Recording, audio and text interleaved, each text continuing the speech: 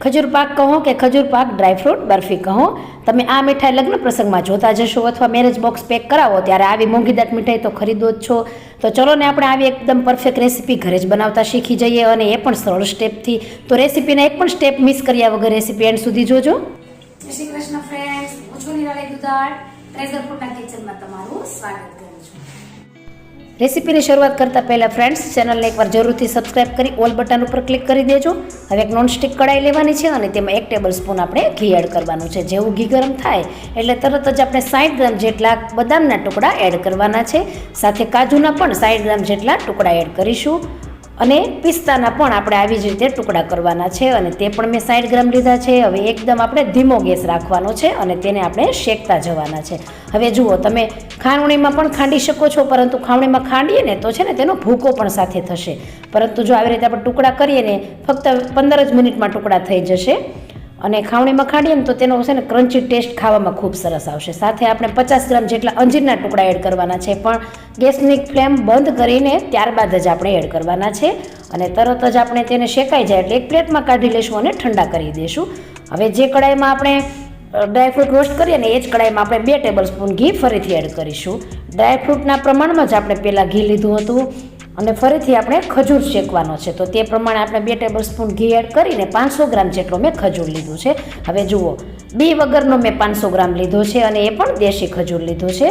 તમે કાળો ખજૂર જે એકદમ નરમ આવે છે ને તે પણ કરી શકો છો, અને તેના મેં ટુકડા કરી લીધા છે, એટલે એકદમ સરસ તે શેકાઈને મેશી થઈ જશે. આગળ મેં કાળા ખજૂરમાંથી મારી ચેનલમાં ખજૂર ડિલાઇટ રોલ પણ શેર કર્યા છે, એ પણ રેસીપી ખૂબ સરસ છે. એકવાર જરૂરથી એ રેસીપી જોજો, તમને ખૂબ જ ગમશે. હવે ધીમે ધીમે આપણે સ્લો ગેસ પર તેને શેકવાની પ્રોસેસ કરવાની છે. હવે 15 થી 20 મિનિટ થશે એટલે જુઓ ખજૂર કેટલો સરસ શેકાઈ જશે. તમારો ખજૂર જેમ શેકાઈ જશે ને તેમ તેનો ટેસ્ટ ખૂબ સરસ આવશે, અને ખજૂર શેકાવા નહીં દો ને તો પણ તેનો ટેસ્ટ અલગ હશે. તમે ટ્રાય કરી જોજો. અને હાર્ડ ખજૂર લેવાનું રીઝન એ છે કે તેનો શેપ ખૂબ સરસ આવશે, અને તેને શેકવો પડશે. આ થોડી મહેનત થાય, પરંતુ જો કાળો ખજૂર લ્યો ને તો તેમાં મહેનત થતી નથી. હવે 15 થી 20 મિનિટ થાય ને એટલે ખજૂર જુઓ એકદમ સરસ સોફ્ટ અને મેશી થઈ જશે. જો તમારી પાસે ઓવન હોય ને તો 2 જ મિનિટમાં આ હાર્ડ ખજૂર એકદમ સોફ્ટ બની જાય છે, પરંતુ વચ્ચે વચ્ચે તેને સહેજ હલાવતા રહેવાનું. હવે બધા જ ડ્રાયફ્રૂટ આપણે ખજૂરની અંદર એડ કરી દઈશું અને ગેસની ફ્લેમ બંધ કરી દઈશું. હવે 40 ગ્રામ જેટલો હું ડ્રાય દેશી કોકોનટનું છીણ જે રેડીમેડ આવે છે તે એડ કરી દઈશ. જો તમારી ઘરે ટોપરાના વાડકા હોય તો એ પણ તમે છીણીને તેને એડ કરી શકો છો. હવે 2 ચમચી જેટલા ખસખસના બી એડ કરી દેવાના છે, અને 1.5 ચમચી જેટલો આપણે સૂંઠ પાવડર એડ કરવાનો છે. જો તમારે ગંઠોડા પાવડર એડ કરવો હોય તો પણ તમે એડ કરી શકો છો, અને 1/2 ચમચી જેટલો આપણે એલચી પાવડર એડ કરીશું. સૂંઠ અને એલચી પાવડરથી ટેસ્ટ ખૂબ સરસ આવશે. અને હવે બધું જ આપણે મિક્સ કરી લેવાનું છે. તમે આખા ડ્રાયફ્રૂટ પણ એડ કરી શકો છો, પરંતુ આપણને જે રીતે સરળ પડે ને એવી રીતે હું તમારી સાથે શેર કરી રહી છું.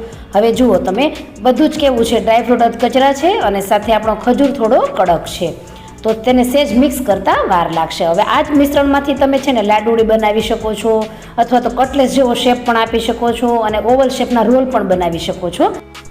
કદાચ તમને ખ્યાલ હોય કે ના હોય, તમે જ્યારે બહારથી તમે ખજૂર પાક ખરીદો છો ને તેના ભાવ તમે જાણશો ને તો તમે ખરેખર એમ થશે કે એટલો બધો મોંઘો. 1300 થી 1400 રૂપિયા કિલો આ ખજૂર પાક બહાર મળે છે, જ્યારે ઘરે તમે સરળ રીતે 500 જ રૂપિયામાં આ ખજૂર પાકને તૈયાર કરી શકો છો. તો વિચારો તમે કેટલો મોંઘો છે, અને ઘરે કેવી રીતે સરળ રીતે બનાવી શકીએ. હવે મિશ્રણ રેડી થતાં છે ને આપણે એક બટર પેપરવાળી પ્લેટ રેડી કરી લેવાની છે. તો આ પ્લેટની અંદર ઘી લગાવીને આપણે બટર પેપર પર પણ ઘી લગાવી લેશું, જેથી ખજૂર પાક આપણે સરળ રીતે તેને અલગ કરી શકીએ. હવે એક મેં પ્લાસ્ટિકની કોથળી લીધી છે, થોડી જાડી હોય તેવી લેવાની છે, અને બધું મિશ્રણ તેમાં એડ કરી દેવાનું છે, અને એકદમ સરસ તેને 1 મિનિટ માટે મસળવાનું છે. હવે જો તમારી પાસે કાળો ખજૂરથી તમે ખજૂર પાક બનાવતા હોય ને તો આ સ્ટેપ કરવાની જરૂર નથી. તો 1 મિનિટ થતાં છે ને આ મિશ્રણ એટલું બધું સરસ રીતે મસળાઈ જશે કે જ્યારે તમે બનાવશો ને ત્યારે જ તમે તેનો અનુભવ કરી શકશો. જુઓ તમે કેટલું એક સરખું થઈ ગયું છે. જ્યારે આપણે છે ને તેને મિક્સ કરતા હતા ત્યારે તે કેવું હતું. હવે પ્લેટમાં તેને એક સમાન એક સરખું ફેલાવી લેશું. જો તમારે જાડી થોડી મીઠાઈ કરવી હોય તો તમે તેને એ પ્રમાણે પાથરજો, અને સહેજ પતલું કરવી હોય, સહેજ પતલી સાઇઝમાં રાખવી હોય તો તેને વધારે ફેલાવજો. હવે નાઇફની મદદથી તેને આપણે કટ આપી દઈશું. આગળ પણ મેં મારી ચેનલમાં ચોકલેટ ડ્રાયફ્રૂટ એનર્જી રોલની રેસીપી શેર કરી છે, એ પણ બાળકોને ખૂબ ભાવે તેવી છે. લિંક મારા ડિસ્ક્રિપ્શન બોક્સમાં મૂકી દઈશ, તમે ત્યાં ચેક કરી શકો છો. હવે 5 થી 6 કલાક આપણે આ ખજૂર પાકને રેસ્ટ આપવાનો છે અને ત્યારબાદ આપણે તેને ચેક કરી લેશું. તો 5 થી 6 કલાક થઈ ગઈ છે અને હવે સેજ તમને હું બતાવી દઉં કે તેનું ટેક્સચર કેવું આવેલું છે.